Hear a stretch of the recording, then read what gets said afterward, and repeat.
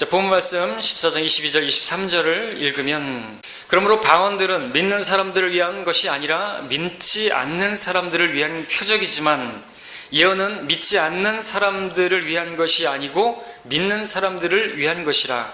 그러므로 만일 온 교회가 한 자리에 함께 모여 모두 방언들로 말을 하게 되면 배우지 못한 사람들이나 믿지 않는 사람들이 들어와서 너희가 미쳤다고 말하지 아니하겠느냐.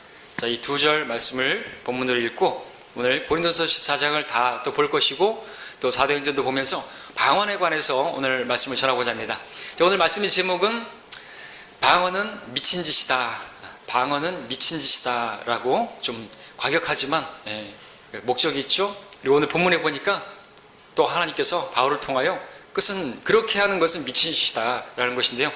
자, 오늘 많은 교회들에 성해지고 있는 방언, 그건 미친 짓입니다. 왜냐하면 그들이 하는 방언은요, 성경의 방언과도 맞지 않고 성경의 방언은 외국어이기 때문에, 근데 외국어도 아닌 그런 이상한 소리들을 방언이라고 하면서, 그리고 그것을 기도로 한다고 하면서, 성경에서 방언을 얘기 쭉 하고 계시지만 기도에 대한 부분은 두 구절밖에 안 되고요, 다 그것은 하나님 말씀을 전하는 것이에요. 예언하는 것, 예수의 증거는 예언의 영이라고 했는데 하나님의 말씀을 전하는 게 예언이었단 말이죠. 아직까지는 그런 예언이 필요했기 때문에, 성경이 66권이 다 완성되지 않았기 때문에 이게 예언은 하나님의 말씀을 전하는 것이에요. 알아들을 수 있도록 모국어로 전하는 것이죠. 근데 방언은 뭡니까? 하나님의 말씀을 전하는데 외국어로 전하는 것이에요. 외국어로 전하는데 알아듣지 못하고 배우지 못한 사람들, 믿지 않는 사람들이, 통역도 없어요. 그러면은 그런 가운데서 온 교회가 모였는데 외국에서 선교사를 초청했는데 어떤 목사님이 와서, 선교사든 와가지고 설교를 하는데 외국어로 해요. 근데 통역하는 사람이 없어요? 그러면 믿지 않는 사람들이라든지 또 그 외국어를 모르는, 배우지 못한 사람들은 어떻게 해요? 외국어를 배우지 못한 사람들은 그걸 앉아 듣고 있으면 어떻게 돼요? 미쳤다 그러지 않겠냐 이것이죠. 그렇죠? 하물며 방언이 외국어인데 그 외국어를 할지라도 배우지 못한 사람들, 그래서 알아들을 수 없는 사람들에게 한다면 그것은 미친 짓인데, 방언도 아닌 이상한 소리를 가지고 그걸 방언이라고 하면서 그것도 기도한다 그러고 성경에서 말씀하고 있는 것들 다 어기면서 그렇게 하는 것은, 그것은 정말 미쳤다고 밖에 말할 수가 없는 것이죠. 그래서 믿지 않는 사람들이 그런 모습을 보고 또 그런 교회에 한번 갔다가 방언하는 이상한 소리 하는 거 보고 정신병자 아니냐 이거죠. 오히려 그렇게 좀 하나님 좀 믿으려고 갔는데 그런 것들이 뒤어가지고 예수님 믿으면 저렇게 되는구나, 저런 미친 소리를 하는구나, 신비하게 받아들이는 게 아니라 그것 때문에 그 뒤로 교회로부터 등을 돌리고 실족해하는 그런 일들이 벌어진다는 것이죠. 그러니까 기독교 환자다, 기독교 무당들, 개독교라 그러고 그런 그런 말들을 하면서 조롱하는데 바로 그 일조하는 게 방언인 것이에요. 야, 교회 갔더니 어쩌다더라 막 그래. 오늘 설교 준비하는 것도 제가 최근에도 CBS를 듣고 극동방송을 듣고 하는데 차 타면서 사회자한테 저 은혜 받았어요, 축하해줘요. 무슨 일 은혜? 방언 받았어요, 그러는 거예요. 아이고 참, 그게 은혜라고. 무슨 방언을 어떻게 그렇게 받았는지. 자, 오늘 우리가 그래서 제가 오늘 방언에 대해서 그동안에 설교를 안 했는데, 방언에 대해서 설교하지만 또 여러분들도 또 모르시는 분들은 아셔야 되고, 우리 교회는 왜 방언 안 합니까?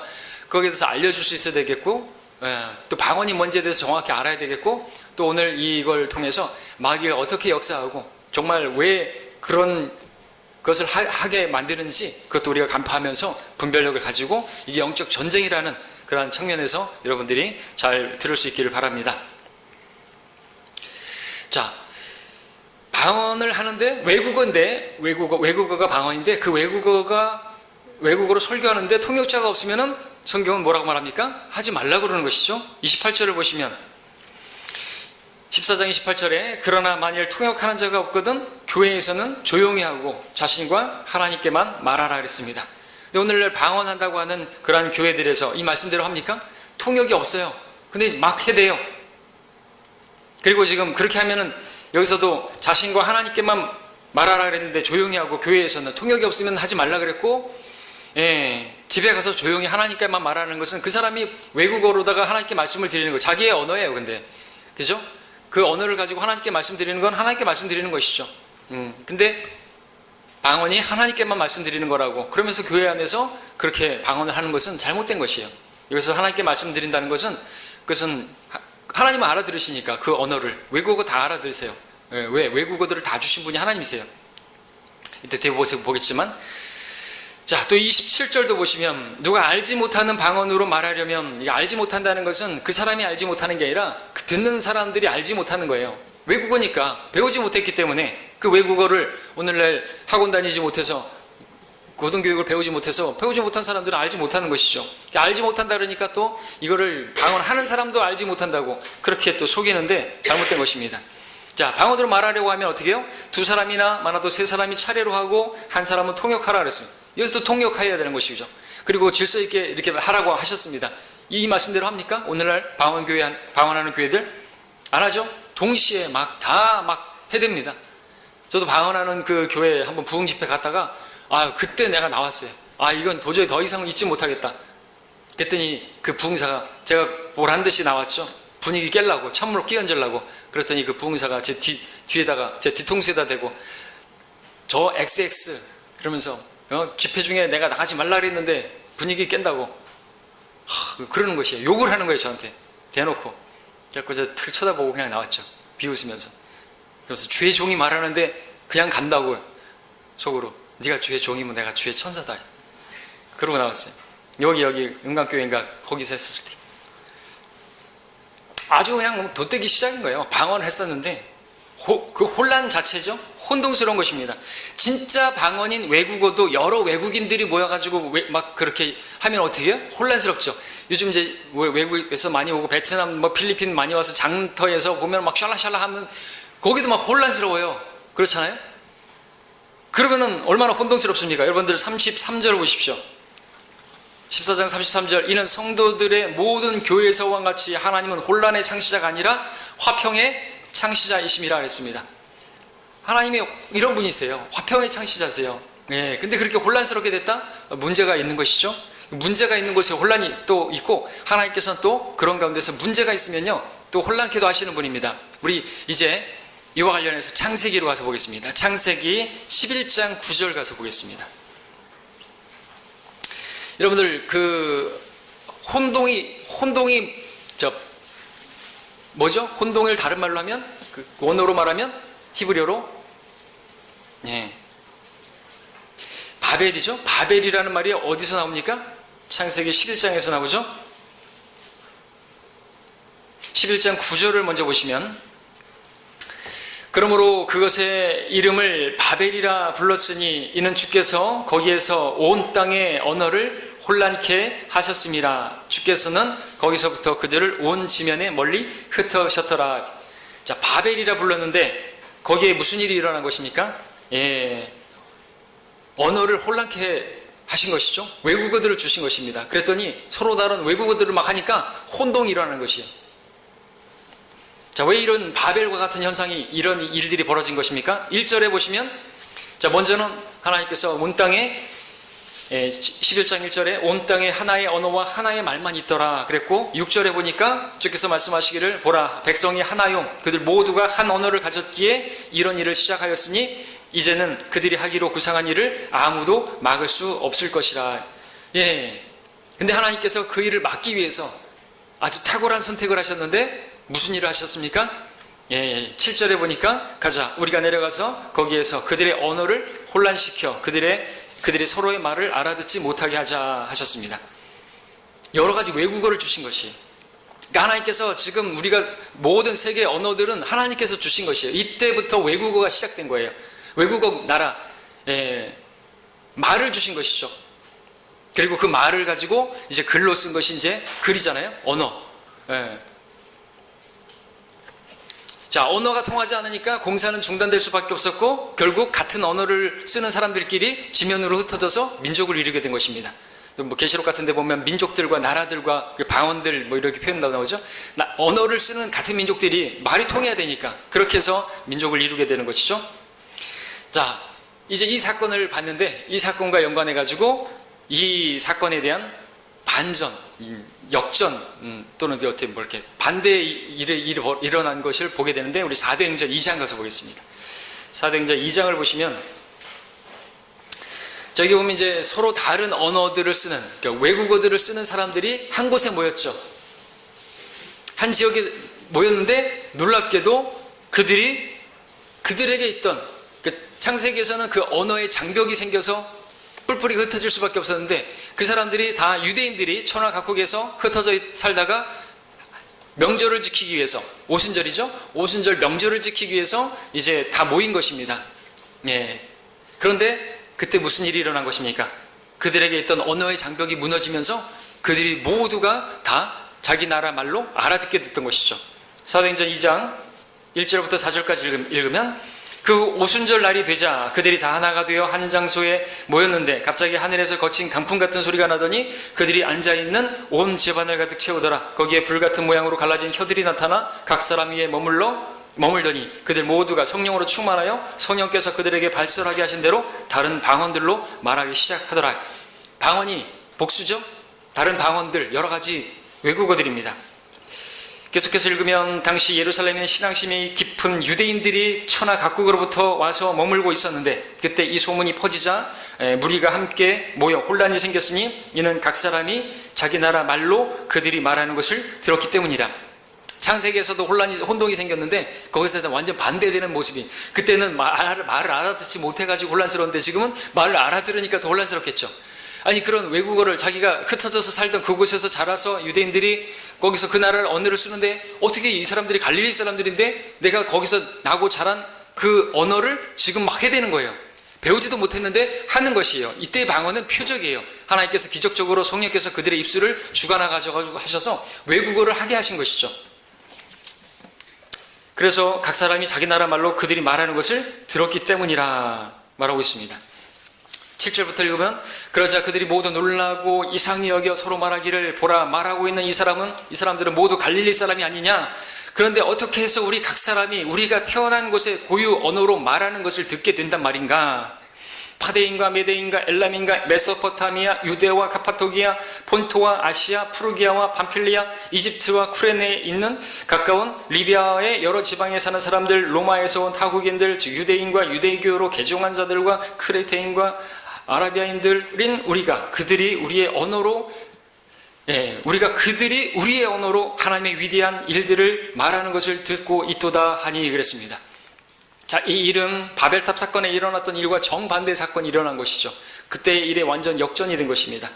오순절에 많은 사람들이 모였는데 서로 다른 외국인들이 사용하던 그런 외국어를 사용하던 사람들인데 하나님께서 개입하셔서 언어의 장벽이 다 무너지고 그들의 언어로 하나님의 말씀을 들을 수가 있게 된 것이죠. 자, 이런 일이 왜 일어난 것입니까? 하나님께서 왜 이런 일을 일으키신 것입니까? 우리 마태복음 28장에서 주님께서 모든 민족에 가서 이 복음을 선포하라 그랬잖아요. 그죠? 이 사람들이 이제 다 모인 것이에요. 그리고 그들이 복음을 듣고 구원받으면 이제 다시 자기들의 고국으로 다 돌아가가지고 어떻게 해요? 복음을 전할 거 아닙니까? 그러면 효과적으로 복음이 모든 민족에게 전파될 수가 있으니까 이 일을 허락하신 거라는 것이죠. 그러니까 방언은 목적이 뭐예요? 예수 그리스도를 증거하게 하시려고, 하나님의 말씀을 전하게 하시려고 그걸 한 거란 거지. 방언으로 기도한다 그러고 교회 안에서 모여가지고 무슨 방언을 한다 그러고 목적 자체가 완전히 잘못된 거예요. 오늘날 이 교회들이 하는 방언 기도라는 자체가 방언의 목적도 틀렸고 그런 건 방언도 아니고 목적이 여기 있단 말이죠. 이런 방언이 일어난 이유, 믿음은 들음에서 나고 들음은 하나님의 말씀에 의해서 요마서 10장 17절에서 그 들으려고 하면은 들려야 될 거 아니에요. 그죠? 믿음은 들음에서 나는데 외국어를 하는데 들립니까? 안 들려요. 히어링이 안 되잖아요. 이해가 안 되잖아요. 이해 안 되는 그런 외국어로 하면 안 되니까 외국어를 할 수 있도록 사도들에게 역사하셔서 그들의 언어들로 다 얘기를 한 것이에요. 로마서 그 10장 17절 읽었는데 10장 12절부터 15절까지 읽으면 유대인과 헬라인 사이에 차별이 없으니 이는 만민에게 동일한 주께서 그를 부르는 모든 사람에게 부요하심이라. 누구든지 주의 이름을 부르는 자는 구원을 받으리라. 그런즉 그들이 믿지 아니한 자를 어찌 부르리요? 듣지도 못한 이를 어찌 믿으리요? 전파하는 자가 없이 어찌 들으리요? 파송되지 아니하는데 어찌 전파하리요? 듣지 못한 일을 어떻게 부르겠습니까? 그러니까 들어야죠. 그렇기 때문에 헬라인이나 유대인이나 차별 없이 만민에게 부요하신 그 예수님을 증거하게 하시려고 사도행전에서도 복음이 전파될 때 그렇게 방언으로 그 외국어를 할 수 있도록 사도들에게 능력으로 표적으로 주신 거라는 것이죠. 이때 방언은 표적이었습니다. 믿지 않는 그 사람들, 유대인들에게. 오늘 본문 고린도서 14장에서도 다시 돌아와서 보시면 22절에서 말했죠. 다시 한번 읽으면 그러므로 방언들은 믿는 사람들을 위한 것이 아니라 믿지 않는 사람들을 위한 표적이지만 그랬습니다. 그리고 이 표적은 유대인들을 위한 표적인데 고린도서 1장 22절에 보니까 유대인들은 표적을 구하고 헬라인들은 지혜를 찾는다 그랬습니다. 유대인들은 표적을 구해요. 왜냐하면 유대인들은 표적을 구할 수 있는 유일한 민족입니다. 왜? 그 민족은 표적으로 시작됐기 때문에 그렇죠. 언제부터 시작됐습니까? 하나님께서 모세를 부르셔서 이스라엘 민족들을 구원하시려고 하는데 모세가 말했죠. 내가 하나님께서 보내셨다는 것을 내 백성들이 어떻게 믿겠습니까? 그러니까 그 증거로 표적을 주시라고. 그랬을 때 하나님께서 모세에게 뭘 해주셨습니까? 지팡이를 던져라. 뱀이 될 것이다. 뱀을 집어라. 뱀한테 물리면 어떻게 합니까? 그래도 명령하시면 해야죠. 그 뱀은 또 사탄의 예표가 되고 뱀을 잡기 위해서 어떻게 했을까요? 막 돌아다니는 게 아니라 대적해야 되는 거예요. 그러면 꼬리를 보이죠? 잡아야 되는 거죠. 뱀을 잡는 것이에요. 그리고 문둥병 치유되는 거. 손에 집어넣었더니 문둥병이 생겼다가 또 넣었다 빼니까 치유되어지고, 이게 표적이었습니다. 자, 그래서 그렇게 이 표적을 통해서 하나님께서 보내셨다라는 것에 대한 증거로 삼은 것이죠. 예수님도 표적을 행하셨습니다. 왜 하셨습니까? 예수님도 하나님께서 보내신 자라는 것을 입증하기 위해서. 이스라엘은 그것을 요구할 수 있기 때문에 예수님께서 그렇게 갔을 때 유대인들이 요구했던 것이죠. 요한복음 2장에서도 18절에 이에 유대인들이 대답하여 주께 말하기를 내가 이런 일을 행하니 우리에게 무슨 표적을 보여주겠느냐. 정당한 요구예요. 표적을 봐야 이스라엘은 하나님께서 보내신 자라는 것을 알게 되는 것이죠. 그리고 하나님께 보냄을 받은 자라는 말은 사도라는 뜻입니다. 사도. 그래서 여러분들 고린도전서 12장 보실까요? 고린도 후서 12장 12절 보시면 이 구절은 여러분들 교리적으로 중요한 것이니까 살펴보겠습니다. 그래서 예수님도 이런 의미에서 이제 사도시고, 그래서 히브리서 3장 1절에서는 우리의 고백하는 바 사도이며 대제사장이신 그리스도 예수라고 말하고 있습니다. 사도셨습니다. 보냄을 받았다는 거죠. 하나님께로부터 기름 부음 받아 보냄을 받은 그리스도, 보냄 받은 분으로서 사도셨습니다. 자, 고린도후서 12장 12절에 보니까 정녕 사도의 표적들이 너희 가운데서 모든 인내와 표적들과 이적들과 능력 행함으로 판명되었거니와 그랬죠. 여기서 분명히 사도의 표적이라고 말하고 있습니다. 보냄을 받았다라고 하는 것에 대한 증거로. 그래서 12사도들도 표적을 행했던 것이죠. 마지막에 그 바울도 어떻게 했습니까? 바울도 표적을 행했던 거 아시죠? 그리고 또 마지막에 보니까 사도행전에 또 바울에게 어떤 표적이 일어났습니까? 뱀을 집었잖아요. 뱀을 집은 건 아니지만 나뭇가지를 집었는데 거기서 뱀이 나와가지고 물었어요. 물렸는데 사람들은 죽을 거라고 생각했는데 안 죽었어요. 그게 표적이라는 것이죠. 자, 오늘날 성령의 능력으로 자기들이 방언을 한다고 하고, 방언을 하게 하는 것은 성령을 받은 증거고, 그 성령을 받은 사람들은 다 방언을 한다고 이렇게 말하는 사람들이 있는데, 고린도전서 12장에 보면 다 방언하겠느냐 말하고 있어요. 다 방언하는 거 아니에요. 다 외국어하는 게 아니라는 것이죠. 사도 바울도 이제 고린도전서 14장에서 다 너희가 방언하기를 바라지만, 그래서 방언을 어떻게 좀 긍정적으로 묘사하는 것 같지만 다 부정적이고 거기서만 말하고 있지만, 그건 뭐냐면 외국어 했으면 좋겠다 이거죠. 외국어 해서 다른 우리 전문 형제들도 해서 외국에 가서 선교사 활동할 수 있잖아요. 방언하면 좋잖아요. 그런 의미에서 방언을 하길 원하지만 이라고 말한 것 뿐이고, 다 나머지는 부정적이에요. 방언 자체가 외국어를 통해서 복음을 전하는 게 아니라고 한다면, 통역도 없는데. 자, 여기서 말씀드리고자 하는 것은 오늘 자기가 능력을 행한다, 방언뿐만 아니라 신유, 축사, 그러니까 귀신 쫓는다 그러고 또 치유한다 그러고, 그래 귀신 쫓겨나가면 질병이 치유가 된다, 귀신 때문에 질병이 생겼다, 이렇게 하는 사람들은 다 가짜입니다. 이 은사주의들부터 시작해서 방언하는 사람들 다 하나님의 사람과 관계가 없는 것이에요. 그렇게 본다면 얼마나 많은 사람들이 하나님과 상관없는 사람들인가. 그 사람들은 오히려 마귀의 종들이에요. 그들은 악령에 의해서 그렇게 행동하는 것이에요. 그들이 생각을 이렇게까지 담대하게 말할 수 있는 사람은 없을 거예요. 유튜브에도 설교 보면 방언에 대해서 잘못된 걸 이야기하는 사람들이 있지만 저처럼 이렇게 강하게 얘기하지 못하죠. 왠지 아십니까? 우리에게는 바른 성경이 있기 때문에 그러죠. 킹제임스 성경이 있기 때문에 그렇습니다. 그래서 말할 수 있는 거예요. 귀신은 없어요. 귀신은 없단 말이죠. 사람이 죽으면은 120년간 채우고 120년 전에 죽은 사람들 그동안에 돌아다니면서 귀신 들어가 사람들에게 귀신 들어가서 괴롭힌다, 이런 김기동 그런 교리는요, 그건 개혁 성경에 나온 거예요. 성경에 귀신은 없어요. 우리 성경에 귀신 안 나옵니다. 사람이 죽으면 지옥 가면 하늘나라 가요. 지옥 가든지 하늘나라 가든지 둘 중에 하나는 가는데 무슨 부천을 떠다니는 거는, 그거는 전설의 고향이나 나오는 얘기죠. 워낙 이 전설의 고향을 너무 많이 봐가지고 그런 사람들이 그렇게 말을 하는 것입니다. 그래서 분명히 말할 수 있어요. 마귀 자식들이에요. 그런 사람들 쇼하는 것이요. 막 하고. 여러분들 그런 은사주의 집회 가보셨습니까? 저 가봤지만, 신학 공부할 때 가봤지만 일부러 가서 글 쓰려고. 그건 완전히 미친 짓이에요. 하나님께서 거기 계신다라고 말할 수가 없어요. 어떻게 하나님이 그런 돗대기 시장 같은 데 있고 막 그렇게 하고 막 잡아뜨리고 그런 일을 하냐 이것이요. 정말 그들이 능력의 종이고 그들이 자칭 사도라고 한다면요, 하나님께서 보내시면 받은, 하나님께서 특별하게 쓰시는 종이라고 한다면 그들은 방언하고 신유하고 축사만 할 게 아니라 나머지 2개, 그들이 하지 않은 그 2가지도 해야 되는 것이에요. 그게 뭡니까? 네? 뱀을 잡아야 되고요. 그래서 물리지도 말아야 되고요. 독도 마셔야 되고, 독을 마셔도 죽지 말아야 되는 것이에요. 분명히 말합니다. 믿는 자들에게 이러한 표적이 따르리니 즉 내 이름으로 그들이 마귀들을 쫓아내고 새 방언들로 말하리라. 그들의 뱀들을 집을 것이요 독을 마셔도 어떤 해를 입지 않을 것이며 병자에게 안수하면 회복하게 될 것이다 그랬습니다. 오늘 은사주의자 김기동이라든지 뭐 이재록이라든지 깜빵 같지만 속였죠. 그리고 이추석이라든지 이런 사람들 다 가짜들이에요. 왜요? 그들 3가지만 해요. 이 3가지는요, 방언하고 신유하고 축사, 요거는 속일 수 있어요, 얼마든지. 근데 이 2가지는 못 속여요. 그것도 하면 제가 주의 종으로, 사도로 인정할게요. 뭐 제가 인정한다고 해가지고 뭐 그 사람들이 좋아하진 않겠지만, 그러면 제 전 재산 다 드릴게요. 다 주고 내가 종이 되겠다고요. 그 2가지도 하면. 못해요, 안 해요. 왜? 했다가 죽으려고. 그거 하라 그러면 시험하지 말라고 그랬다고 하면서 또 그 인용한단 말이죠. 사기꾼들이에요. 부분 순종은 불순종인 거 아시죠? 부분 순종은 불순종이에요. 사울도 부분 순종했다가 하나님께 버림받았잖아요. 예? 다 죽이라 했는데 나 조금 몇 마리 살려놓은 거, 그거 부분 순종은 불순종이. 왜 5가지인데 3가지만 하면서 쇼하는 것이에요? 얼마든지 속일 수 있는 것만 하는 거거든요. 시험해야 되는 것이에요. 뭘로? 독사로, 도구로 시험해라 그랬어요. 진짜인지 가짜인지 똥인지 된장인지 맛을 봐야 되잖아요. 시험을 해봐야 되잖아요. 데살로니가서 5장 21절에서 모든 일을 시험하여 보고 선한 것을 붙잡으라 그랬고요. 요한일서 4장 1절에서 사랑하는 자들아 모든 영을 다 믿지 말고 그 영들이 하나님께 속하였는지 시험하라. 이는 많은 거짓 선지자들이 세상에 나왔습니다 그랬습니다. 여러분, 계시록에 나오는 에베소 교회는요, 이렇게 시험해가지고 진짜인지 가짜인지 분별해냈기 때문에 하나님께서 칭찬하셨습니다.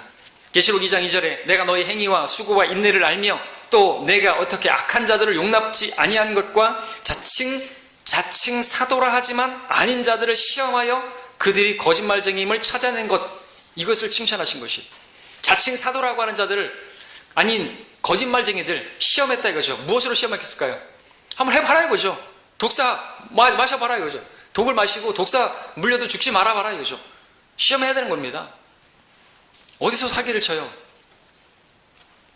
진짜 사도라면요, 정신병자도 고쳐야 되고요, 한 번에 안수로다가 단번에 즉시로 치유가 돼야 되고요. 그 사람이 믿음 있건 믿음 없건 상관없이, 성경에 보니까 믿음 없어도 고쳐줬다니까요. 근데 어떤 사람들은 믿음이 없어가지고 못 고친 거라 그러는데 성경은 믿음 없는 사람도 고쳐줬어요. 그렇죠? 오히려 친구들의 믿음으로 인해가지고 중풍병자도 일어나고요, 그랬던 것이죠. 근데 왜 골라가면서 그렇게 하는 것이 편이 풀려야죠. 믿음이 없어서 그런 거라고. 나는 능력이 있는데 이 사람이 믿음 받을 만한 자격이 없다고. 받을 만한 자격이 있으면서 받는 것은 은혜가 아니잖아요. 받을 만한 자격이 없는 자에게 베푸시는 게 은혜인데, 그런 사람은 은혜 받으면 못 받는다고요? 은혜 받지 못하기로 택함 받았나요? 그리고 뱀에게 물려도 죽지 말고 청산가리나 농약이나 제초제 먹어도 죽지 말아야 되는 것이에요. 제초제는 이거는 농약보다 더 세죠. 제초제 소주 한 컵으로 마셔보고 얘기하자 이거예요. 네가 사도면, 네가 능력의 종이고 하나님의 종이라고 한다면, 방언이 하나님으로부터 온 것이라고 한다면 한번 해보자 이거예요. 못하지? 그러면 꼬랑지 내려야죠. 짓지 못하는 개고, 그런 건 사기꾼들이에요. 속지 말아야 되는 겁니다. 자, 표적으로서의 방언이 나오는 사도행전은요, 구약과 신약의 과도기적인 책입니다. 사도행전 2장 말고 이제 10장하고 19장에 또 방언이 나오는데 그것이 전부인데, 이것은 유대인들에게 하나님의 경륜이 바뀌었음을 드러내주는 표적이었던 것이죠. 다시 말해서 유대인들로 하여금 예수님을 믿게 하려는 표적인 동시에 이방인들에게도 복음이 이제 그 길이 열렸다는 것을 드러내주는, 믿지 않는 유대인들에게 보여주기 위한 표적으로서 방언이 허용된 것이에요. 그리고는 안 나와요. 그리고 이제 고린도 전서에서는 방언이 표적이 아니라 은사로 나오는 거죠. 하나님께서 이제 초자연적인 방법으로 이렇게 성령께서 막 그렇게 해서 발설케 하신 대로 배우지도 못한 외국어로 막 그 사람들 폰토 아디아 비두기냐 이런 사람들 다 그 외국어를 하지 못하는 사람들이 하게 된 거, 그게 표적이고요. 능력이 행함이죠. 사도들이기 때문에 12사도니까 그 표적도 방언도 표적이었어요. 능력을 주신 것이죠. 근데 이제 그런 것들이 다 끝나고 나서 고린도전서에서는 이제 은사라고 말하는 거죠. 옛날에는 그렇게 오순절에 그런 표적으로 주셨는데 지금은 은사다. 그리고 은사는요, 하나님께서 어떤 사람들에게 또 특별히 외국어를 잘할 수 있는 은사를 주셨어요. 그래서 어떤 분들은 뭐 저는 잘 못하지만 영어도 빠르게 배우고 쉽게 배우고 막 하는 것이죠. 오늘날 종로학원 가고 대성학원 가면 배울 수 있어요. 거기 있는 사람들이 잘 가르쳐줘요. 그러니까 은사 받으려면 거기 가야죠. 방언 받으려면 거기 가야 되는 거죠. 외국어를 할 수 있는 능력을 거기서 키우면 되는 거예요. 사도 바울은 많은 방언을 할 수 있었습니다. 그는 최소한 히브리어, 헬라어, 아라어머, 라틴어 4개 국어는 할 수 있었단 말이죠. 그래서 나는 많은 방언을 할 수 있어서 하나님께 감사한다 그랬는데 그것은 이방인들에게 복음을 전파하는 그릇으로 예비가 된 것이기 때문에 그렇죠. 그렇게 해서 사람들에게 언어의 장벽 없이 복음을 전할 수 있는 그릇으로 준비가 된 거예요. 그런 교육을 받았기 때문에 그런 외국어를 배웠던 것이에요. 갖춰진 것이. 오늘날 선교사들이 외국어도 못하면서 자기가 선교사로 부름받았다고 하는 사람들이 다 가짜예요. 외국어를 할 수 있어야죠. 통역도 없으면서 가가지고 뭐 어떻게 할 거예요? 통역자를 또 주님께서 주시겠지. 안 되는 것이에요. 외국어 할 수 있냐고 못하는데 근데 무슨 선교사로 가려느냐 이거죠. 그러면서 무슨 돈이나 뜯어내려고 돌아다니면서 후원해달라고 그러고 그런 사기꾼들이 있어요. 자, 지금의 그 교회들에서 많이 하는 방언들. 자, 지금 말씀드리는 것처럼 사도행전에는 그렇게 그 경륜에 바뀌고 유대인들에게 정말 하나님의 말씀이 경륜이 바뀌고 또 복음이 전파되고 예수님을 증거하는 그 목적으로 표적으로 주셨는데 오늘날 많은 교회들에서 하는 그 방언도 아닌 그 빙언 같은 그런 정말 뭐라고 표현할 수 없는 방언이 아니라 빙언이라고 하죠.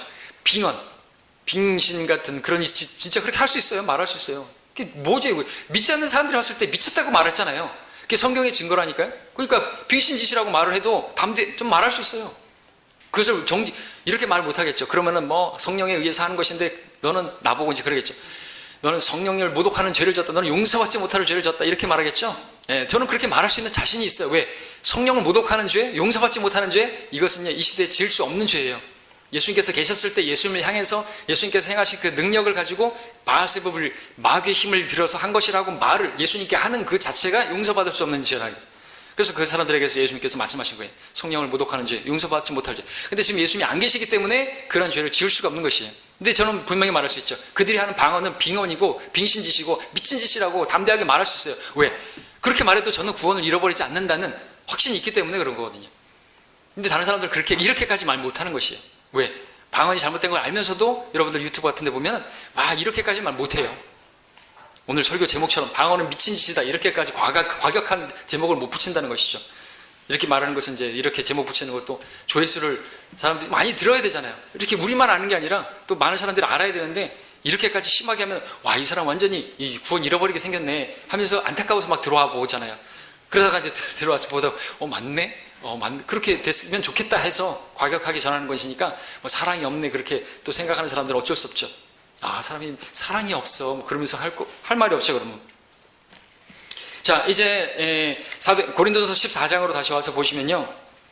자, 지금 교회들이 하는 그 빙언은요 유대인들을 대상으로 한 것도 아니고 오늘날 교회들이 하는 거예요. 불신자들에게 복음을 전파하기 위한 목적도 아니고 맞죠? 많은 교회들에서 하는 그 빙언들 말이죠. 하는 거, 랄랄랄랄랄라 하는 거, 그거 유대인들을 대상으로 한 것도 아니고, 그 표적도 아니고, 불신자들에게 복음을 전파하기 위한 것도 아니고, 교회 안에서 헛짓거리 하는데, 뭔 목적, 왜 하는 거예요, 왜? 도대체. 고린도서 14장을 이제 보면서, 과연 방언하는 일과 관련해서 이 방언이 긍정적으로 지금 쓰여지고 있는지 아니면 부정적으로 쓰여지는지를 한번 보시기 바랍니다. 그것도 교회 안에서 오늘 교회 안에서 막 한다는데 다 보면 시간이 이제 많이 들어가니까 몇 구절만 볼 텐데 먼저 말씀드릴 것은 쉽게 여러분들에게 이해시키기 위해서 예언과 방언이 대조해서 나옵니다. 예언과 방언. 쉽게 여러분들이 생각하면 예언이라고 하는 것은 하나님의 말씀을 모국어로 전하는 것이에요. 모국어로 예언은 그 사람들이 회중이 알아들을 수 있게 말하는 게 예언이고 방언은 회중이 알아들을 수 없는 외국어가 방언이에요. 그렇게 생각하시면서 그러니까 방언을 지금 더 긍정적으로 얘기하고 있는지 예언하길 바라는지 예언 모국어로 하라고 하는지 그것을 잘 보시기 바랍니다. 그러면 쉽습니다. 자, 1절에 보니까 사랑을 추구하라 영적인 은사들을 열망하되 특별히 예언할 수 있도록 하라 그랬습니다. 방언의 은사보다는 예언의 은사를 추구하라고 말하고 있죠. 방언보다 예언입니다. 외국어보다 모국어란 말이죠. 2절 이는 알지 못하는 방언으로 말하는 사람은 사람에게 말하지 아니하고 하나님께 하는 것이기 때문이요 또 어떤 사람도 알아듣지 못하나니 그가 영으로 신비들을 말하는 것이기 때문이라 그랬습니다. 자, 여기 방언이 은사주의자들이 말하는 그런 방언 아닙니다. 외국어입니다. 자, 이 말씀대로 따르면 제가 이제 미국이나 어떤 외국에 가가지고 복음을 증거하고 뭐 설교를 하는데 사람들이 제 말을 알아듣지만 한국어를 못 알아듣는 사람들이 있는데 그럼 제가 그 사람들한테 설교하는 것이에요? 아니잖아요, 그죠? 제가 태국에 가가지고 설교하는데 한국어로 설교를 하면 내가 지금 태국 사람들에게 설교하는 거예요? 아니란 얘기죠. 그거는 하나님께 하는 것이라는 건데 이 하나님께 한다는 자체도 지금 부정적이에요. 하나님께 왜 하는 거예요? 설교하는데 하나님께 하는 거예요? 사람한테 해야 되는 거잖아요. 하나님은 들으시기 때문에. 근데 이게 지금 사도 바울이 약간의 어떤 비아냥거리는 것이죠. 방언을 그렇게 하는 건 하나님께 하는 것이다. 예, 사람들이 하는 게 아니다. 그리고 영어로 신비들을 말한다 그랬는데 이 신비를 말한다는 자체가 뭘 말하는 것입니까? 하나님의 말씀을 전하는 것이에요. 성경에 많은 신비들이 있잖아요. 7가지 신비가 있고 더 많게는 여러 가지 신비도 더 있습니다. 하나님의 말씀을 전하는 것이죠. 예수의 증거가 예수의 예언의 영이니까 그 영으로 하나님의 말씀을 전하는 것입니다. 앞으로 어떻게 되어질 것이고 대환란이 있을 것이고 이렇게 설교하고 하나님 모든 계획들을 주저함없이 사도 바울도 전파했는데 그런 것들을 설교하는 것이에요. 예. 그런데 개혁성경에서 또 하나 짚고 넘어갈 것은 이 신비들을 비밀로 바꿔놨죠. 그 비밀로 변개돼가지고 방언은 비밀기도다. 이런 교리가 만들어지는 것입니다. 그래서 비밀기도가 뭐냐? 비밀기도라는 것은 또 다른 것도 그러니까 오카는 아니 누구야? 기쁜 소식 박국수 목사도 거듭남의 비밀이라고 했죠. 비밀은 알려지면 안 되는 거잖아요. 그렇죠? 신비죠. 거듭남이 신비죠. 우리가 교회가 그렇게 몸이 된다는 것도 신비고 그거 다 신비인데 비밀이라고 하니까 방언 기도가 비밀 기도라는 거죠. 그 방언 기도를 하는 것은 비밀스러운 기도고 그거를 왜 하냐 하니까 성도가 하는 그 기도를 마귀가 들으면 안 된다는 거예요. 그래서 여러분들 어떤 나라도 국가의 기밀이 누설되게 되면 그 나라의 존폐 위기가 생기는데 그 하나님 나라의 그 일들을 하나님께서 정말 다 설명해 줄 수 없어서 하나님께서 그 성도들이 알아들을 수 없으니까 방언을 주셔가지고 그 방언으로 기도하게 하셔가지고 하나님의 일들을 수행한다. 이런 식으로 이야기를 하는 것이에요. 제가 증명해 드릴게요. 진짜입니다. 유튜브에서 찾은 거 제가 들려드릴게요. 성령님께서 우리에게 방언으로 기도하게 하시는 이유는 이 놀라운 비밀을 여러분에게도 다 알아듣는 말로는 못 하신단 말입니다. 이건 마귀에게는 절대 비밀이니까. 국가 기밀이 새나가면 국가의 존폐 위기가 오는 거잖아요. 하나님께서 그러나 하나님의 일은 진행시키셔야 하고 그러니까 우리의 기도를 방언으로 기도하게 하면서 기도하게 하는 거예요. 하나님이 하시려는 일을 우리의 입으로 구하면서 기도 없이는 또 되는 일이 없으니까 하나님이 그렇게 정하셨어요. 그래서도 무슨 말을 하는지 몰라요. 하나님께서 우리도 알아들을 수 없는 말을 그러니까 하나님의 비밀들을 말해주고 싶은데 어떻게 말로 표현을 못하니까 방언을 주시고 그것을 또 기도하게 하신다고 그걸 들으시고 일을 하신다는 게 뭔 소리인지 알겠습니까? 이렇게 이 전두엽이 파괴가 된 거예요. 지금 방언을 하면서 자기가 무슨 말을 하는지 모르면서 이렇게 언어 장치가 말이 안 되니까 이런 사람들이 이렇게 말을 하는 거예요. 이 사람이 선화목자교회 유기성 목사라고 유튜브에서 대단히 유명한 사람입니다. 이렇게 말을 해도 되죠. 왜? 자기가 다 올려놨으니까. 유튜브에다가 올려놨으니까. 잘못된 것이에요. 자, 신비라는 단어가, 여기 오늘 지금 읽었던 신비라는 단어가 비밀이라는 단어로 바뀌니까 우리가 상상도 못한 이런 말을 해야 되는 거예요. 신비를 말한다? 비밀을 말한다? 그러니까 방언은 비밀이고, 방언은 비밀인데, 그러니까 하나님께서 이 마귀는 듣지 못하게 하고, 그러니까 이 비밀스럽게 하나님께만 영적인 신비도 아니고 비밀스럽게 하나님께 들어가려면 방언을 해야 된다. 방언을 정당화하기 위해서 이런 말이 나오는데 거기에 이유가 뭐냐니까 신비라는 단어를 비밀로 바꿔 변개됐기 때문에 이런 교리가 나온다는 것이죠. 그러니까 성경 한 단어가 잘못되면 이렇게 되는 거예요. 귀신이라는 단어 하나 들어갔기 때문에 온 많은 사람들이 그 귀신 쫓는다고 그 짓거리 하고 하면서 얼마나 많은 사람들이 지금 쓸데없는 짓거리 하는 거예요. 단어가 중요하다니까요. 하나님 말씀이 중요한 거예요. 변개되면 안 되는 거예요. 그래서 3, 4절도 보겠습니다. 그러나 예언을 하는 사람은 사람들에게 말하며 세워주고 권면하고 위로하느니라. 알지 못하는 방언을 말하는 사람은 자기를 세우나 예언하는 사람은 교회를 세우느니라 그랬습니다. 그렇죠. 제가 막 영어로 막 해가면서 막 하면은요, 여러분들이 영어를 잘 모르는데 제가 영어도 잘 못하지만 영어로 막 얘기하면서 waiting for the coming Lord Jesus Christ 막 그러면서 갑자기 또 한국말 했다가 또 뭐 독일어도 했다가 막 그러면은 여러분들 왜 그렇게 해요? 저 자신을 세우려고. 저 그렇게 뭐 이와 연관해가지고 또 어떤 목사들은 뭐 헬라어가 저쩌고 헬라어로 맞아 왔다라 뭐 얘기하고 뭐 히브리어로 어쩌고 뭐 하는데 이렇게 좀 다른 언어들을 막 가지고 오는 사람들은요, 그 목사들은 자기를 세우려고 하는 것이에요. 외국어 자체가 그렇단 말이죠. 그러니까 여러분들 외국어 하는 사람들 보면 부럽잖아요, 그죠? 그거예요, 그거. 자, 여기 보면은 이제 주님께서는 알아들어야지 세움을 받으니까, 위로도 받으니까 그걸 예언을 하기를 바라는 것이잖아요. 예언하는 사람은 사람들에게 말하는 건데, 알지 못하는 말을 하는 것은 그건 하나님께 말한다고 아까도 말했지만, 자, 뒤에서 보시면요, 하나님께 말하는 게 아니에요, 사실은.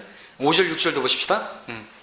자, 나는 너희 모두가 방언들로 말하기를 바라지만 차라리 예언하기를 바라노라. 이 방언을 허용하는 것처럼 보이죠? 방언을 말하기 좋다. 방언들, 외국어들. 왜? 그렇게 외국어 할 수 있으면 좋죠. 선교사도 나갈 수 있으니까.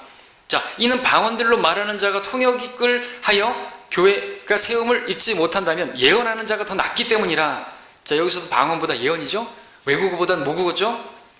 그러므로 형제들아, 만일 내가 너희에게 가서 방언들로만 말하고 계시로나 지식으로나 예언으로나 교리로 말하지 아니하면 너희에게 무슨 유익이 있겠느냐 그랬습니다.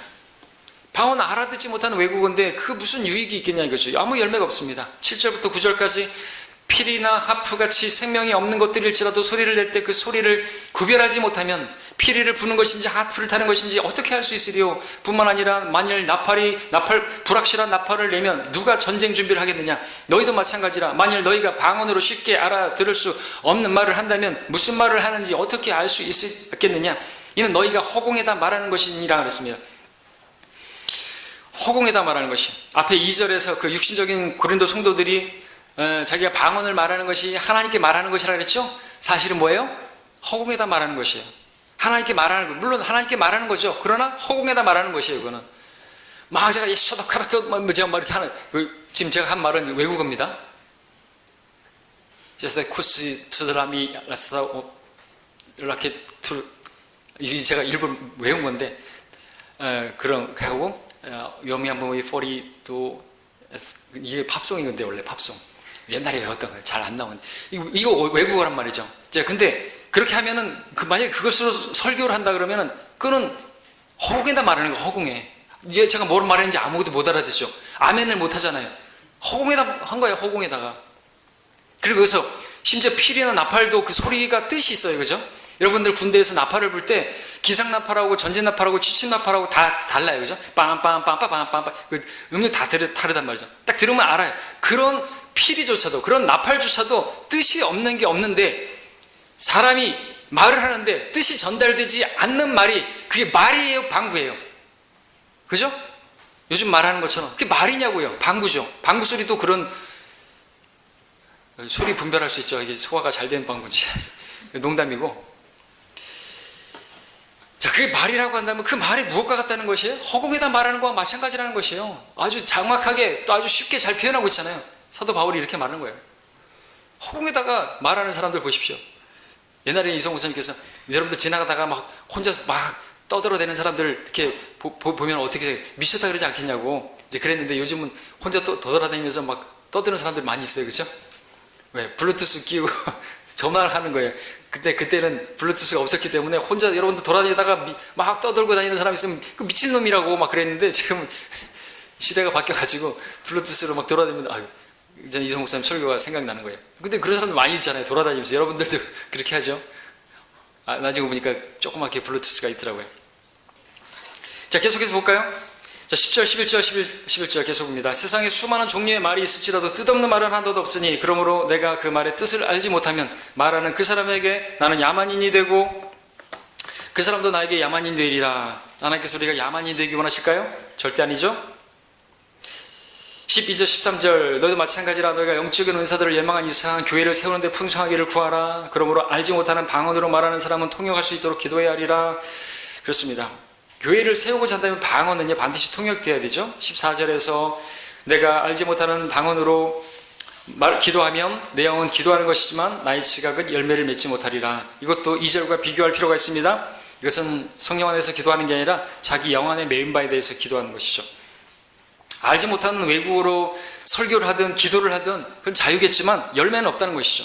설교든 기도든 여러분들 막 기도하는데 제가 외국 사람들을 막 와가지고 설교는 이제 뭐 통역이 있다고 하지만 뭐 기도 같은 경우는 혼자 기도할 수도 있어요. 막 혼자 막 기도하는데 성도들이 아멘 할 수 없잖아요. 그렇죠? 열매가 맺히질 않는가 그러죠. 하여튼 설교든 기도든 뭐든지 뭘 하든지 간에 하나님 영광을 위해서 그리고 뭘 하든지 간에 교회를 세우기 위해서 해야 되는데 방언은 세워지지 않는다 이거죠. 어떤 열매도 맺혀지지 않는 것이에요. 열매 없는 어둠의 일들을 피하라 그랬는데 빙언이 그렇다는 거죠. 아무 열매도 맺히지 못하는데 왜 교회에서 그런 일들을 하는 것이니까. 이제 15절부터 19절까지 뚝 있는데 여기서도 이제 알지 못하는 언어로 1만 마디 말하는 것보다 차라리 알아들 수 있는 언어로 5마디 하는 것이 더 낫다. 그것이 방언에 대한 성경의 가르침입니다. 제가 아무리 막 영어를 쓰고 막 이렇게 하면 뭐겠어요? 차라리 주 예수 그리스도를 믿으랴. 그러면 구원을 받을 것입니다. 이렇게 몇 마디 하는 것이 더 교회를 세우는 것이죠. 예수님께서 다시 오실 것입니다. 이렇게 말하는 거하고 Jesus coming abroad 뭐 이렇게 뭐 영어로 한다든지 뭐 그렇게 하면 못 알아듣는 사람들은 아멘이 안 되잖아요. 알아듣는 말로 해야죠. 그죠? 자, 시간 관계상 또 이제 23절부터 쭉 31절까지도 다 세우기 위해서 하라. 방언 있고 뭐 하는데 통역하라. 통역 없는 자가 하면 안 된다. 뭐 이렇게 얘기하고 자, 아무튼 무엇을 하든지 교회를 세우기 위해서 하는데 방언은 부정적으로 사용되고 있습니다. 그리고 34절 보시면 너희의 여자들을 교회 안에서 조용히 하게 하라. 그들이 말하는 것이 허락되지 아니하였으니 율법에서도 말한 것과 같이 다만 복종할지니라 했습니다. 자, 여러분들 오해하지 마실 것은 이것은 지금 여자들을 교회 안에서 조용하라는 말이 뭐 교회에서 말도 하지 말라는 그런 말이 아니라 여자 목사 하지 말라는 거예요. 왜? 여자가 설교하는 것은 하나님의 질서가 어긋데 방언으로 지금 설교하는 것을 말하는 것이거든요. 근데 오늘날 교회들에서 소위 방언이라고 하는 건 누가 더 많이 하죠? 여자들이 더 많이 하죠. 아주머니도 더 많이 하죠. 남자들보다. 여자들은 더 감정적이기 때문에 그런 것들을 더 추구하고 그래요. 남자들은 그거 좀 뭔가 좀 껄쩍지근한데 맨정신에 잘 못하겠고 술 마시고 하고. 자, 근데 지금 이 말씀 여자가 교회에서 설교하는 것을 금하는 것이에요. 그것도 외국어로 방언으로 설교하는 거, 외국어로 설교하는 것을 금하는 것이죠. 자, 여자가 목사 되는 거 그건 디모데전서에서도 잘못된 것이라고 한 아내의 남편이어야 된다고 말하고 있고 여자가 목사가 하게 되면 하나님의 질서를 무너뜨리는 것이에요. 하나님께서 혼란의 창시자가 아니죠? 여자가 목사가 되게 되면 그 남편은 뭐가 되는 것입니까? 원래 남편이 아내의 머리가 되는 것인데 여자가 목사가 되게 되면 여자가 머리가 되는 것이에요. 그래서 교회에서는 아내가 머리가 되고 다시 집에 오면은 남편이 머리가 되고 다시 교회만 가면 아내가 머리가 되고 집에 돌아오면 남편이 머리가 되고 교회에서 설교할 때 남편에 대해서 막 책망하는 표적 설교를 하고 그러면 찍소리 못 하고 있다가 집에만 오면은 뭐 어떤 그런 설교하고 있어. 그리고 또 목소리 높아지고 여러분들 그게 하나님께서 하시는 걸까요? 40절 보십시오. 모든 일을 품위 있게 하고 또 질서 있게 하라. 자, 질서 있게 하라 그랬습니다. 방언하는 교회들 질서가 있습니까? 하나님 방언하고 한국말로 통역할지어다. 방언기도 시작.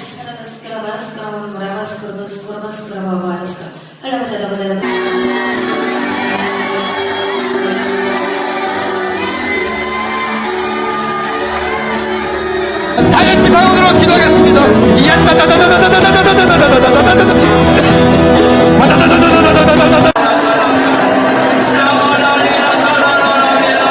아라바라칼라 천국문을 열려세요.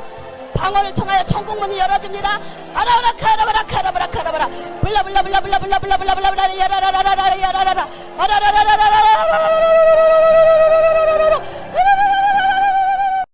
이거는 뭐 완전히 도태기 시작이죠. 이게 질서 있는 모습입니까? 자, 영상 여러분들 그림을 한번 그려보십시오. 라라라라라라 막 하는데 그게 질서 있는 모습이냐고요. 이게 하나님이 하시는 역사일 것 같아요? 하나님이 그런 미친 짓거리 하고 그런 빙신 짓거리 하는 그런 하나님이냐 이거죠. 나 그런 하나님이라 안 믿어요.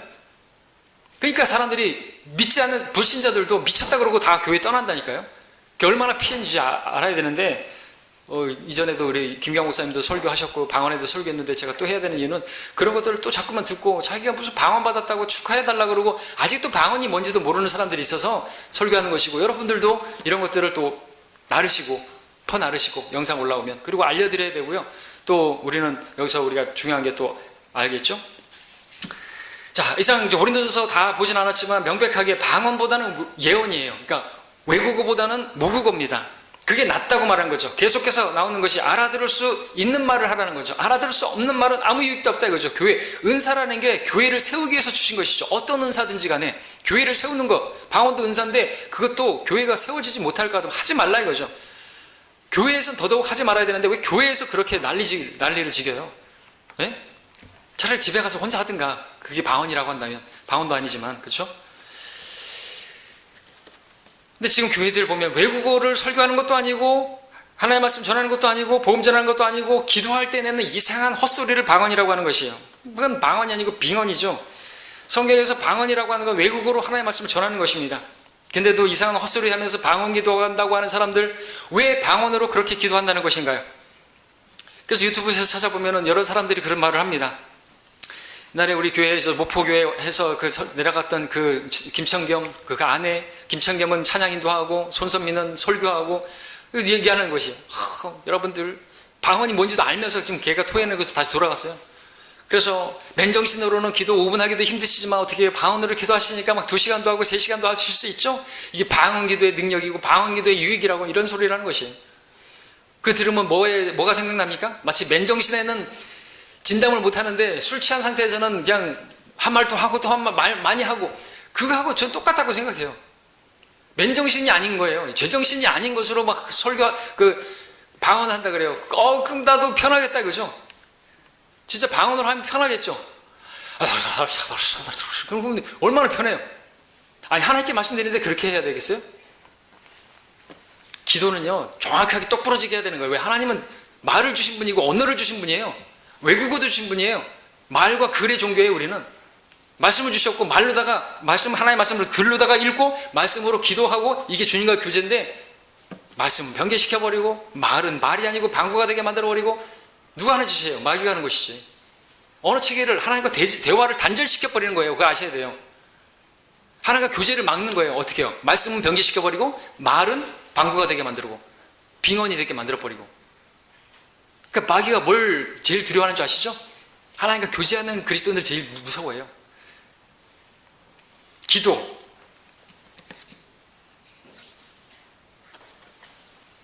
자기가 무슨 말을 했는지도 모르고 하고 나서 무슨 기도를 했는지도 모르고 하는 그런 기도를 하나님께서 들으시고 참 응답하시겠다. 뭘 기도했는지도 모르면서 하나님께서 응답해 주시면 응답해 주셨다고 알겠어요?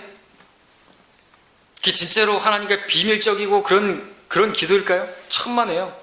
하나님이 미치시지 않는 이상 그런 기도를 받으시지도 않으시는 것이죠. 알지 못하는 방언하게 되면 그 외국어를 하다 할지라도 그것을 배우지 못한 사람들이 너희를 미쳐자고 할 테니까 하지 말라고 하신 분이 말도 안 되는 그런 소리를 하는 것을 들으시고 하시겠나 이거죠. 기도는요 어린아이도 할 수 있지만 한편으로는 고도의 지적인 활동이고 거듭난 성도만이 할 수 있는 아주 어려운 일이죠. 여러분 기도하는 게 쉬워요? 기도하는 거 어렵습니다. 저는 제가 사역하는 것 중에서 제일 힘든 게 기도라고 생각해요. 아직도 저는 기도를 잘 못해요. 기도는 어려워요. 설교하는 건 쉬워요. 왜냐하면 설교는 사람에게 하잖아요. 그죠? 그래서 좀 제가 어버버 해도 여러분들 다 알아듣잖아요. 근데 하나님께는 그렇게 하면 안 되는 거거든요.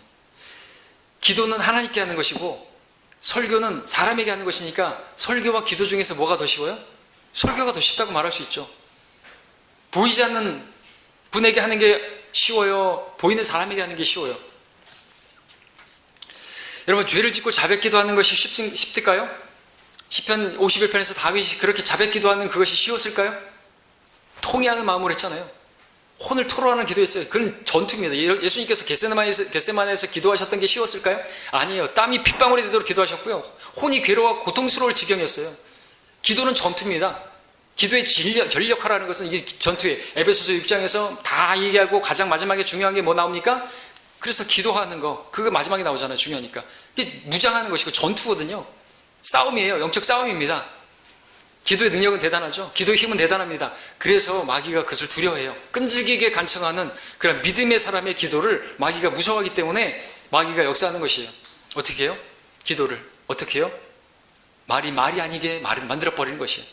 마귀가 그의 입술을 완전히 관장해버린 거예요. 계시록에 보니까 개구리 같은 영들이 들어왔는데 그렇게 말을 하게 되는데 이게 무슨 깨굴 하는 것처럼 마치 방언들 하는 사람들 깨굴 하는데 뭐 좀비 같기도 하고 개구리 같기도 하고 하나님이 하시는 게 아니란 말이죠. 완전히 이거는 미친 짓이고 사탄적인 것이에요. 부활절도 사탄절이고 이런 것도 다 사탄적인 것이죠. 하나님께서는 구체적으로 하는 구체적인 기도에 구체적으로 응답하시는 분이에요. 성경에 보십시오. 다 구체적으로 기도하는 거예요. 주님께서 비유 말씀하셨을 때도 그 친구에게 간청할 때도 빵 3덩어리만 빌려달라고 하죠. 정확하게 몇 덩어리 빌려줄까? 여러분들도 기도할 때 정확하게 구해야 되는 거예요. 구체적으로 기도해야지 구체적으로 응답해 주셔서 하나님께서 해주셨다라고 간증을 할 거 아니에요. 방언을 해놓고 자기도 무슨 기도했는지 모르고 하나님께서 응답해 주시면 하나님께 영광 돌리겠다, 그죠? 방언으로 기도한다고요? 마귀는 못 알아듣고 하나님께만 알려진다고요? 하나님께서 차마 말할 수 없어가지고 어떻게 설명이 안 돼가지고 방언을 줘가지고 한다고요? 마귀가 배꼽을 잡네요. 배꼽을 잡고 완전히 관장당한 것이에요. 설교가 많이 길어지는데 좀 끝내겠습니다. 자, 성경에서요, 성경보다 중요한 게 없고요, 기도보다 또 중요한 게 없어요. 하나님의 말씀과 기도, 이거 정말 중요한 것이죠. 오늘날 바른 기도 없이 일어나는 신기한 일들은 거의가 사기극이고 마귀가 예표한 것입니다. 방언 기도 같은 미친 짓이 불신자들의 조롱을 받게 만들어서 교회로 등을 돌리게 만들고 있습니다. 때문에 성경은 교회 성도들이 방언을 이용한 어떤 그런 헛된 말장난에 속지 않을 수 있도록 성경에 분명하게 못을 박아놓고 있습니다. 알아듣지 못하는 말은 아무 소용이 없다고, 전혀 교회를 세우는 것이 아니라고, 유익이 없다고 몇 번이고 계속해서 하나님 말씀으로 못을 박아놓고 단단히 걸어두셨습니다. 방언 14장에서 계속 말하고 있지 않습니까? 그리고 기도하는 것도 이교도들이 하는 것처럼 그렇게 헛되이 반복하지 말라고 말했고, 개혁성경 표기대로라면 중언부언하지 말라 그랬는데 방언이 그 말 그대로 중언부언하는 거 아닙니까? 기독교를 굳이 종교로 분류하자면요, 말과 글의 종교입니다. 모든 종교들은요, 우상과 형상과 성물이 없으면요 다 존재할 수가 없어요. 그렇죠? 여러분들 로마 카톨릭의 그 성당 부셔버리고 그 안에 있던 촛대고 뭐고 다 부셔버리면 그들의 종교 자체가 없어집니다. 왜? 그들은 성경도 인정하지 않기 때문에. 그러나 우리는 다 없어져도요, 성경만 있으면 우리의 말하자면 이 신앙은 존재하는 거죠. 하나님 말씀의 권위를 주셨습니다. 욥기에 보니까 41장에 하나님께서는요, 마귀를 낚시에다가 꿰가지고 아가리를 껴가지고 갖고 놀다가 그 지금 깊은 그 바다에서 좀 놀고 있는데 그렇게 끼어가지고 갖고 놀다가 나중에는 즉시로 또 지금도 불못에 불바다에 던져 넣을 수 있는 그러한 주님이신데요, 주님께서 마태복음 4장에서 그 마귀를 대적할 때 어떻게 하셨어요? 기록되었을 때 말씀만 인용했죠. 그랬을 때 마귀가 그래서 어쨌다고 그렇게 반응하지 않고 꽁무니를 뺐어요. 하나님의 말씀의 능력이란 말이죠. 하나님의 말씀. 하나님께서 우리에게 말과 글을 주셨습니다. 기록된 성경을 주셨고 말을 통해서 기도할 수 있는 특권을 주셨습니다. 말씀과 기도로 교제할 수 있게 해주셨습니다. 그렇다면 마귀가 무엇을 제일 두려워하는지, 무엇을 공격하는지 우리가 알 수가 있는 것이죠. 성경은 변개시키고 말씀은 변개시키고 말은 이상한 헛소리가 나오게 만드는 것이에요. 그래서 말씀드리는 것이에요. 마귀는, 그러니까 방언은 미친 짓일 뿐만 아니라 그것은 사탄이 역사에서 하는 것이라고, 악령 들린 것이라고. 물론 자기가 연습해서 막 하는 그런 방언도 있겠지만 그것은 쓸데없는 짓거리고 미친 짓거리고. 자, 우리는 오늘 이제 말씀을 정리하는데 우리가 해야 될 일이 무엇인가? 여기서도 이제 배워야 되는 게 뭡니까? 우리는 말씀과 기도가 나를 살리는 것이고 교회를 살리는 것이고 우리 가정을 살리는 것을 알고, 여러분 말씀과 기도로 주님과 교제하는데 더욱더 전념해야 되는 것이죠. 사도행전 6장 4장 읽고 마칩니다. 우리는 계속해서 기도하는 일과 말씀의 사역에 전념하리라. 이게 초대교회 때 당시에 일어났던 일. 교회에 문제가 생겼을 때 다른 것에 집중하게 만드는 그런 마귀에 간파하고 말했던 것이에요. 사도들은 말합니다. 말씀 사역과 기도 사역에 전념하리라. 저와 여러분들도 그렇게 말씀과 기도로 주님과 교제하는 일, 그것이 우리의 생명인 것을 아시고 전념하시길 바랍니다. 기도하겠습니다.